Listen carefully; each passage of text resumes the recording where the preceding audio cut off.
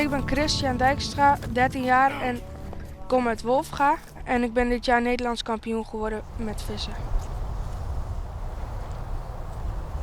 Hoeveel vang je er normaal gesproken? Ligt eraan op een goede dag, soms 200, misschien nog wel meer. Maar er zijn ook dagen dat je maar 10, 20 vangt, maar dan heb je wel hele dikke, dus dan is het alsnog wel goed.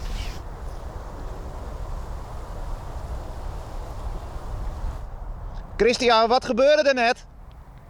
De dobber schoot onder. En wat moet jij dan allemaal precies doen? Aanslaan, En dat houdt in? dat je de hengel omhoog haalt zodat je de vis haakt.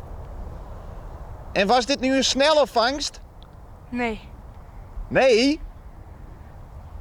Oh, ja.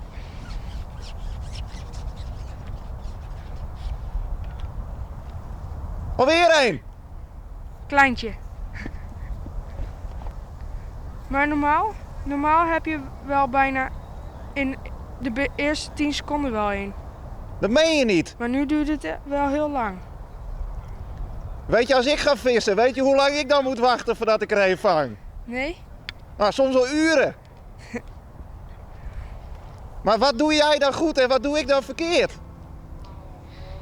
Ja, dat weet ik niet. Dan moet ik eerst zien.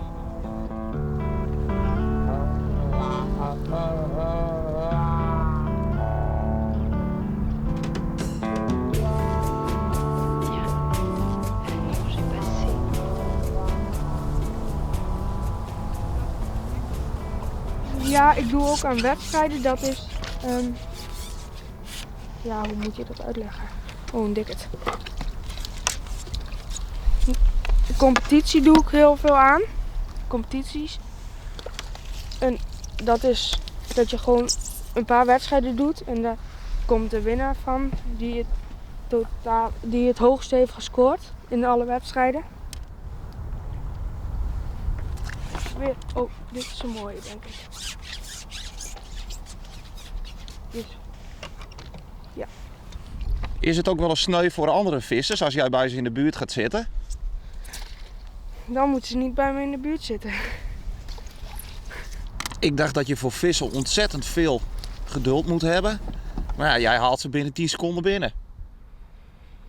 Ja, dat heb je ook moeten leren, want eerst toen ik begon had ik ook pas na 10 minuten een visje of zo. En nu vang ik ook wel meer. En hoe cool is het om kampioen te zijn? Het lijkt heel leuk, het is het ook, maar als je kampioen bent, dan is het iets minder. Ja, en iedereen houdt jou nu in de gaten, dus je moet ook iedere keer maar weer presteren. Ja.